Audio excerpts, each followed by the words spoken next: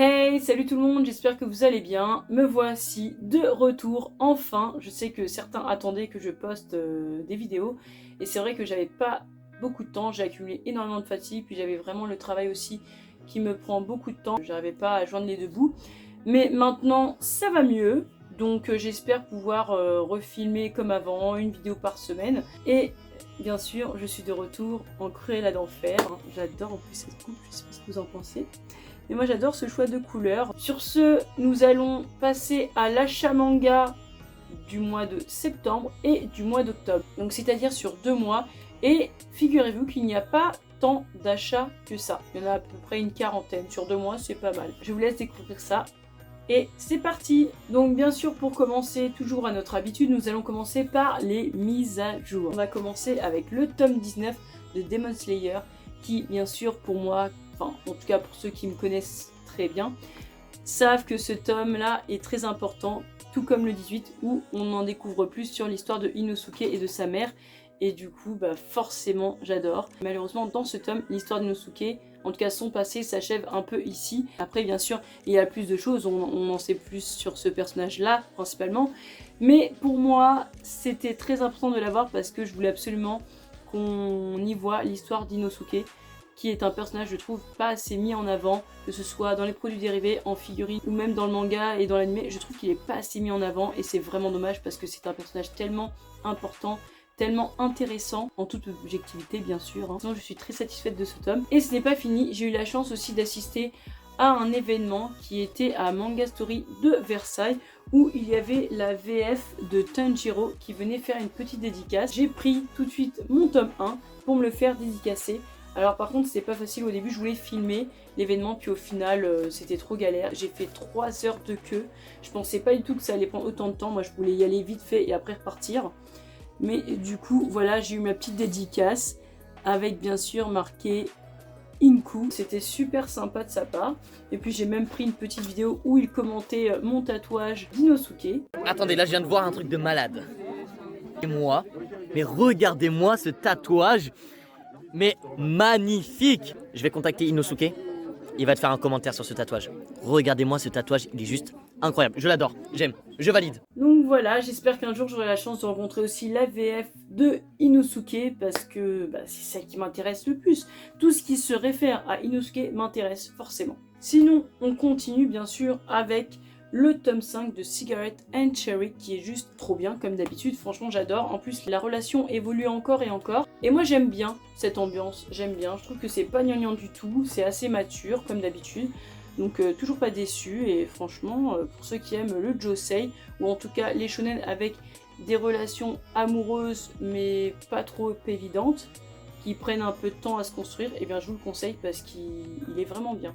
Et ensuite j'ai acheté bien sûr un tome qu'il fallait absolument que j'achète, forcément. Ce n'est autre que le tome 14 de Tokyo Revengers qui est juste une pépite monumentale. Nous le savons tous, c'est l'un des meilleurs shonen que j'ai pu lire, c'est même l'un des meilleurs shonen au monde quoi, il est trop bien. J'en ai marre, à chaque tome je me prends une claque, sincèrement. C'est d'ailleurs très frustrant de devoir attendre la suite pendant des mois. Là, j'attends le tome 15, j'aimerais qu'il y ait le tome 16 déjà. C'est un peu énervant. Sincèrement, c'est son seul défaut. Lisez Tokyo Revengers, hein, je ne peux que vous le conseiller. Ensuite, on a encore une autre pépite. Beastars, le tome 18. Vraiment trop bien. Moi, c'est pareil, j'ai envie d'avoir la suite. Des fois, je me tâte et je suis pas motivée à lire, mais une fois que je suis dedans, je suis à fond. Hein. J'ai envie d'avoir la suite, j'ai envie d'enchaîner, mais bon, je dois aussi attendre, comme Tokyo Revengers, je dois attendre quelques mois pour avoir la suite. Mais franchement, il est très bien. J'étais pas très convaincue au début, et au final, c'est vraiment un très bon seinen. Vraiment, je le conseille. Ensuite, j'ai acheté le tome 7 de Gigant, qui est très bien. J'ai trouvé que c'était un très bon tome. D'ailleurs, je l'ai trouvé un peu plus épais que les autres, ce qui est vrai. Et je l'ai vraiment adoré parce qu'on avance encore plus dans l'histoire. De base, on avançait un petit peu sur leur relation, mais là, je trouve qu'on avance réellement dans l'histoire, on en sait un peu plus. Même si on est toujours aussi perdu, on se dit oh là là mais c'est quoi ce truc de dingue. Et puis il y a une bonne nouvelle, enfin bonne nouvelle pour le moment, on ne sait pas si ce sera une mauvaise nouvelle par la suite. Mais j'étais très contente pour le couple et aussi très contente de l'avancement de l'histoire qui est super intéressant. Donc moi j'ai hâte d'avoir le tome 8 pour en savoir plus. Mais franchement je vous le conseille, il est très très bon. Après j'ai acheté le tome 3 de Survivors Club qui est pas mal du tout, mais c'est le dernier donc c'est la fin et bien évidemment je trouve que c'est un manga trop court à mon goût. J'aurais aimé qu'il y ait à peu près 5-6 tomes, franchement ça aurait été bien, parce que je trouve que ça s'est terminé trop rapidement. C'est-à-dire que l'intrigue elle a été bien placée, on sentait que c'était tendu, on sentait l'atmosphère assez pesante, et finalement ça s'est terminé aussitôt, donc je trouve ça très dommage. Mais sinon, ça reste un bon manga court, je vous le conseille, surtout que c'est sur le terrorisme, donc forcément ça change et c'est intéressant. Mais c'est trop court quoi. Après bien sûr j'ai acheté le tome 6 de Gannibal qui est une pépite. Et là franchement ce tome là c'est purement du lourd. On apprend encore plus comparé aux autres tomes je trouve. Il est incroyable et j'attends le tome 7 avec impatience. Mais on sent que c'est pas fini quoi. On a carrément une énorme information, on en sait beaucoup plus. Mais on doit savoir quoi, même pas un tiers du truc quoi. Donc franchement c'est incroyable. Franchement ce manga il est super, il est génial. Ensuite j'ai acheté le tome 42 de Eikyu. Franchement cette cover je la trouve magnifique avec Hinata, le personnage principal. Alors bien sûr j'ai aimé ce tome et bien sûr j'adore ce manga. Je le trouve trop bien. Alors que d'habitude j'aime pas spécialement les mangas de sport, mais franchement celui-là je trouve qu'il a un petit truc en plus, ce qui fait que j'adore ce manga quoi tout simplement. Lisez Eikyu, vraiment. Après j'ai pris le tome 3 de Purgatory Girl. La cover elle est magnifique, non vraiment, faut se l'avouer. Et le tome 4 qui va arriver, elle est aussi incroyable la cover. J'aime beaucoup ce manga, même si pareil ça va être un manga très court de 4 tomes. Il est trop bien ce manga, vraiment j'adore. Mais bon, faut bien que ça se termine un jour, mais c'est trop bien. En plus là-dedans, enfin, en tout cas dans ce tome 3, on a une info des plus importantes, je m'y attendais tellement pas. Au fur et à mesure de lire, bien sûr, on se doutait de quelque chose, mais quand on lit le tome 1 et le tome 2, on s'en doute pas du tout. C'est ça que j'aime aussi dans les mangas, c'est quand on ne s'y attend pas, quand on a une info qui tombe comme ça, what? Et en plus, ce seinen, il est vraiment bien, donc bien sûr, je vous le conseille. Ensuite, nous partons sur les webtoons, de mise à jour bien sûr, avec le tome 3 de Killing Stalking, qui est trop bien. En plus la cover elle est magnifique, enfin il est magnifique, mais c'est un enfoiré de première, que ce soit dans les films, dans les séries, c'est toujours le beau gosse qui est un véritable enfoiré de première, mais bon, j'adore ce webtoon. Et puis là je suis d'autant plus très heureuse, parce que enfin nous avançons dans la partie où je n'ai pas encore lu, parce que je vous le rappelle, sur internet je l'avais déjà lu. En tout cas, j'avais déjà lu une partie et du coup, j'étais un peu blasée en lisant le tome 1 et le tome 2 parce que ça avance pas très vite. Donc, j'étais un peu déçue. Alors que le tome 3, à la fin, je sais qu'on se rapproche de plus en plus de là où je me suis arrêtée. Donc, je sais qu'à partir du tome 4, je vais vraiment découvrir ce webtoon. Donc, je suis super ravie. Donc, je vous le conseille, bien sûr. Je vous le conseille à fond.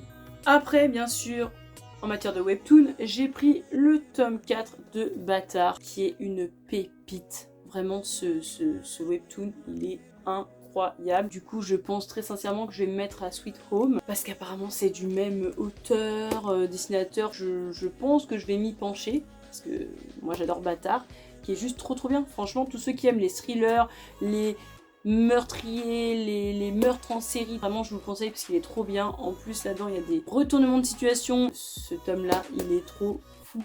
Là ça part trop en vrille en fait, donc c'est trop stylé, c'est trop bien. Kaiju numéro 8, le tome 1 que j'ai eu en occasion en plus sur Vinted, donc j'étais très contente parce qu'il venait de sortir. Et franchement je n'ai pas du tout été déçue de l'histoire, il est juste très bien. Justement pour un tome 1 je trouve que il est très bon. Et d'ailleurs, c'est vraiment le temps d'installer l'histoire. Et moi, je me suis pas ennuyée du tout. J'ai adoré. Et j'ai pas trouvé qu'il ressemblait à d'autres shonen. Parce que certains disent qu'il ressemble à je ne sais plus quoi, mais à d'autres shonen. Et bah, moi, j'ai pas du tout trouvé. Alors, oui, effectivement, il y a un monstre. Oui, il y a de ci. Oui, il y a de ça. Mais en vrai, moi, je le trouve très qualitatif. Et j'ai hâte d'avoir le tome 2 parce qu'il est vraiment bien. Et le dessin, il est bon, quoi. Franchement, moi, j'aime beaucoup le dessin. Je sais pas vous. Et moi j'aime beaucoup beaucoup, très positif, j'adhère totalement. Je me suis acheté True Beauty, le tome 1, qui venait de sortir et je suis super contente parce que c'est un webtoon que je voulais voir en livre et franchement regardez la couverture, en plus ça brille et tout. Franchement elle est juste trop belle, incroyable, moi j'aime trop. Et en plus de ça il y a un petit marque-page aussi, donc voilà. Après je sais pas s'il y aura un marque-page dans chaque tome, mais je pense que oui. C'est pas du tout style shonen ou quoi. C'est une fille qui est super moche de base. Et elle va devenir une pro du maquillage pour devenir vraiment une super belle jeune femme, vraiment incroyable. Il va lui arriver plein de péripéties par rapport à ça. Donc effectivement, ça ressemble beaucoup à Switch Girl, mais il faut le lire, il faut le voir, il est trop bien. Je vous le conseille parce qu'en plus c'est assez drôle.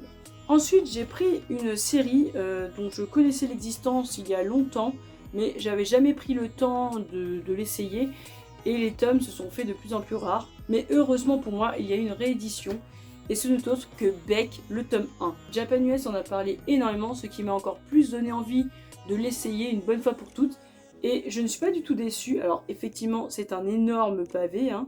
Faut pas avoir peur de lire. Franchement, il vaut le coup. Alors en plus, le dessin, il a pas mal vieilli, je trouve. Il est vraiment bien, il a plutôt bien vieilli, au contraire. Et j'attends bien sûr le tome 2 avec impatience. Après, je voulais aussi montrer que j'avais terminé une série que j'avais commencé les mois précédents. Ce n'est autre que Alice in Border Road, On Border Road. Donc le tome 3, 4, 5, 6, 7 et 8. Et bien sûr, je prendrai le petit spin-off de Alice in Borderland. Je sais plus comment il s'appelle, mais il sort en novembre.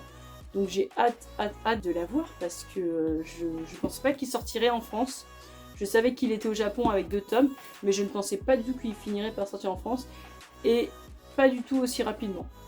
Donc je suis assez contente. Franchement, vous pouvez largement commencer cette série sans avoir lu Alice in Borderland. Ça n'a rien à voir. Aucun perso ne correspond aux 2 histoires. Donc vraiment, essayez de le lire parce qu'il est vraiment bien. Je pense même que j'ai préféré ça. Sur le long terme, j'ai préféré Alice on Border Road. Alors après, eh bien, j'ai continué avec jusqu'à ce que nos os pourrissent avec le tome 4, 5, 6, 7. Donc j'ai terminé la série, parce que c'est une série en 7 tomes. Là, nous avons le tome 7, le tome 6, le tome 5 et le tome 4. Qui sont, je trouve, magnifiques. Franchement, les covers, elles sont super belles à chaque fois. Ce manga est quand même secrètement une pépite parce qu'il est vraiment trop bien. Moi j'étais sur les fesses parce que tout simplement au tout début de l'histoire on pense qu'il s'agit d'un meurtre, d'un simple meurtre ou d'un meurtre un peu plus sombre, un peu plus lugubre, et au final on s'aperçoit que c'est un manga beaucoup plus profond que ça. Il y a une véritable histoire là-dedans, une enquête, il y a des véritables émotions, chaque personnage est attachant. C'est un très bon seinen. Moi j'étais pas prête et mine de rien, ça m'arrive pas souvent, mais j'étais aussi assez satisfaite de la fin. Il y a des révélations auxquelles on ne s'y attend pas du tout, ce qui explique aussi pourquoi le manga est très profond, mais je ne peux rien vous dire. Pour ça, il faut vraiment le découvrir par vous-même, parce qu'il est vraiment bien, donc bien sûr, je vous le conseille, parce qu'il est quand même émouvant et très touchant et super bien. J'ai acheté le tome 1, 2, 3 de Love X Dilemma, donc dans une ambiance un peu plus comique, un peu plus douce. C'est un shonen, mais un shonen de romance. On le devine assez bien en voyant les covers. Ce qui m'intriguait, c'est les covers, tout simplement. Enfin, c'est surtout l'écriture d'ici, comme ça. J'aimais beaucoup, je trouvais que ça rendait super bien dans une mangatech. Et du coup, je me suis un petit peu plus penchée sur le titre. J'ai essayé de voir un petit peu l'histoire, de quoi ça parlait. Et je me suis dit, ça a l'air pas mal. Laissons-nous tenter. Il y a des scènes assez comiques, franchement, je vous montrerai pas parce que j'étais assez choquée quand même de la scène en question parce que moi-même, j'ai jamais vu ça dans un autre manga. Une scène avec un suppositoire, franchement, fallait le faire, le mangaka l'a fait. C'est assez drôle et assez touchant. Je vais continuer doucement la suite. Pour rester dans le comique, dans la comédie, je me suis acheté La Voix du Tablier, tome 1, qui est juste excellent. Moi, j'ai adoré, je suis mort de rire à chaque fois. J'ai d'abord commencé l'animé sur Netflix, qui est super bien. Moi, c'est ça qui m'a tout de suite attiré pour acheter le manga. Je connaissais déjà le titre, ça ne m'attirait pas du tout. Je connaissais la cover, ça ne m'a pas attiré du tout. Donc tout était pour le fait que jamais je n'achèterais ce manga. Et pourtant, j'ai été curieuse, j'ai vu l'animé, ça m'a tout de suite fait changer d'avis. J'ai adoré, c'est super drôle, c'est trop bien. Et en fait, l'histoire, c'est tout simplement un yakuza reconverti en homme au foyer, donc c'est super drôle, il y a plein de scènes cocasses, plein de quiproquos, c'est juste trop drôle. En plus de ça, le dessin est bon, franchement, très très bon, moi j'adore, regardez-moi ça. J'aime trop. Donc bien sûr, le dessin meilleur que celui de l'animé qui est un peu plus simpliste, mais toujours aussi bon. Et si vous voulez le commencer, je vous conseille d'abord de commencer par l'animé et ensuite de lire le manga. Après, sur une note un peu plus sombre, je me suis acheté le tome 1, 2 et 3 de Monkey Pick. Donc c'est une série qui m'intriguait depuis pas mal de temps. Et bien là, j'ai enfin passé le cap. Ce que j'aime bien aussi sur Monkey Pick, c'est que toutes ces covers, tous les tomes sont un peu gore quoi. Là on voit déjà des corps, là aussi, là aussi. Dans le tome 2 c'est pareil. Et dans le tome 3 ça continue. Et bien sûr ainsi de suite, le tome 4, le tome 5, enfin tous les tomes jusqu'à 12 sont un peu gore. Donc j'aime bien parce que ça annonce déjà la couleur du truc quoi. On se doute que c'est pas un shoujo, on se doute que c'est pas un shonen. On voit tout de suite que c'est un singe qui bute des gens. J'aime bien ce genre de franchise, voyez-vous. Au début, le tome 1, ça avait très mal commencé. Je me suis dit, oh my gosh, qu'est-ce que c'est que ce manga de caca? Et en fait, quand j'ai lu le tome 2, 3, j'ai adoré. Donc je sais qu'il me faut impérativement la suite. Par contre, je vous le dis clairement, c'est gore. C'est très très gore. Mais je trouve que le singe, il fait assez flipper. Donc du coup, quand je le lis, je préfère le lire en journée. Je vous le conseille. Parce qu'il est vraiment bien. Pour finir, bien sûr, le meilleur pour la fin, comme d'habitude, hein, ça ne change pas. C'est une série très très culte, une série très très connue, même si vous ne l'avez pas lu, vous connaissez forcément. Moi, je me disais, non, c'est mort, de toute façon, je ne vais pas aimer, je n'aime pas ce genre de shonen. Mais à un moment donné, je me suis dit, il ne faut pas mourir bête, donc on va commencer pour vraiment connaître l'histoire. Il fallait bien que je me cultive sérieusement. Donc, j'ai commencé le tome 1, et j'ai trop aimé. Du coup, je me suis acheté les 10 premiers tomes de Dragon Ball. Merci à Anto-sama parce que je ne savais pas par quoi il fallait commencer, quelle édition il fallait prendre, sachant que la rouge me faisait de l'œil, mais je ne savais pas si c'était réellement le début parce qu'il y a tellement de spin-off, on ne sait plus par où commencer.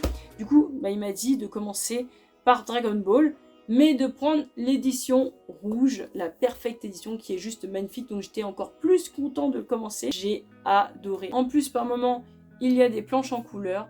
Tout était là pour que j'achète le manga. Mais j'adore, j'aime trop l'histoire. En fait, j'aime beaucoup comment c'est écrit, j'aime beaucoup. Parce qu'il y a une petite évolution et en même temps, on voit les mêmes personnages. Ça me fait un peu penser à Ranma 1/2. La façon dont c'est tourné, la façon dont c'est scénarisé, ça me fait beaucoup penser à Ranma 1/2. Du coup, forcément, j'adore. On voit que c'est un manga de l'époque. J'avoue, je commence à avoir un petit faible pour les séries comme ça. Donc vraiment, je suis très surprise par ce manga. J'aime énormément, je pensais pas, comme je vous l'ai dit tout à l'heure, mais j'ai adoré. Et je comprends maintenant pourquoi il y en a qui disent que c'est leur manga favori, c'est le manga de leur enfance, parce que c'est vraiment trop bien. Et du coup, j'ai vraiment hâte de terminer la série. J'ai vraiment hâte de connaître la suite, de connaître la fin de cette histoire. Et peut-être que par le plus grand des hasards, plus tard, je m'achèterai certains spin-offs, qui sait. Mais en tout cas, très bon manga, je ne m'y attendais pas du tout. Je vous le conseille, même pour ceux qui se tâtent ou pour ceux qui disent non, je pense pas que je vais aimer. Essayez, lisez le tome 1 et peut-être que vous changerez d'avis. Parce que moi, ça m'est arrivé, je pensais pas du tout aimer, vraiment pas. Et j'ai accroché direct. En plus, je sais pas si vous voyez, mais ça va faire une trop belle fresque. Enfin, on voit pas trop là, ils sont super lourds. Mais ça va faire une super belle fresque. En plus, là, je suis tellement dans ma période du coup Dragon Ball que j'ai commencé à faire une petite boîte Dragon Ball. J'aime trop, je sais pas si vous voyez bien. Voilà, donc je l'ai peinte, je l'ai dessinée et j'aime beaucoup trop. Voilà. Je sais que normalement on s'en fiche, on ne parle pas de ça, mais bon, je suis tellement fière de ma boîte que je veux vous la montrer. Et bien sûr, quand on l'ouvre, j'ai mis un petit tissu comme ça, vite fait, avec bien sûr une petite boule de cristal, la plus importante. C'est juste pour montrer ce que je fais aussi à mon taf avec les enfants, parce que eux aussi ils auront une petite boîte comme ça. Nous arrivons à la fin de la vidéo, j'espère qu'elle vous aura plu. En tout cas, n'hésitez pas à lâcher un petit pouce bleu si vous avez aimé et à vous abonner pour de prochaines vidéos. Salut!